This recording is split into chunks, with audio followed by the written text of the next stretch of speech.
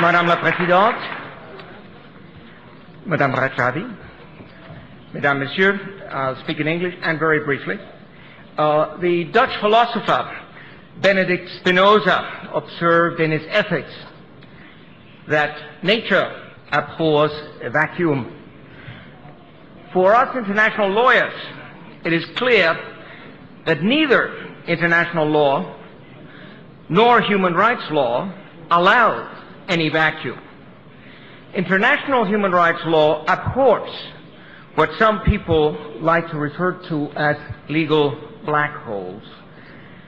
Some countries, however, pretend that they can create such areas of non-law, or that they can deny legal status to human beings. Such denial of status contravenes general principles of law and existing treaties to which Iran and Iraq are parties, including the International Covenant on Civil and Political Rights, the Geneva Conventions of 1949, and the Refugee Convention. As the depositary of the Geneva Red Cross Conventions, the government of Switzerland can play a constructive role in finding a just solution for Ashraf consistent with the Geneva Conventions and international law. It bears repeating that the residents of Ashraf are entitled to all human rights and that their status as a vulnerable group demands special attention from the international community. Indeed, it is a matter for the United Nations and the Office of the United Nations High Commissioner for Human Rights and High Commissioner for Refugees to take urgent action to protect the health and the lives of the Ashraf residents.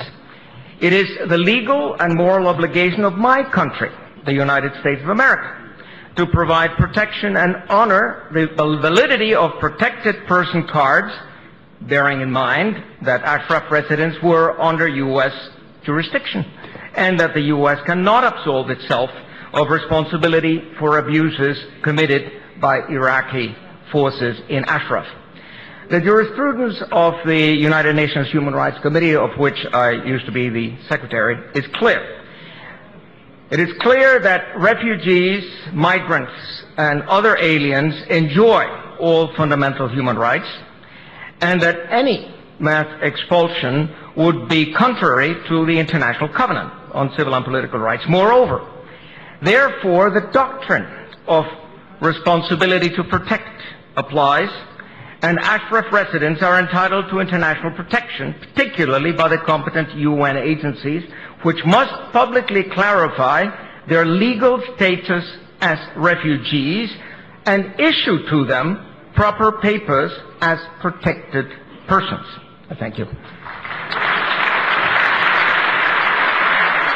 Très grand merci, Monsieur Zias. Et je passe la parole à Monsieur Hans Christian Lund, qui est membre du Parlement danois et défenseur d'Ashraf.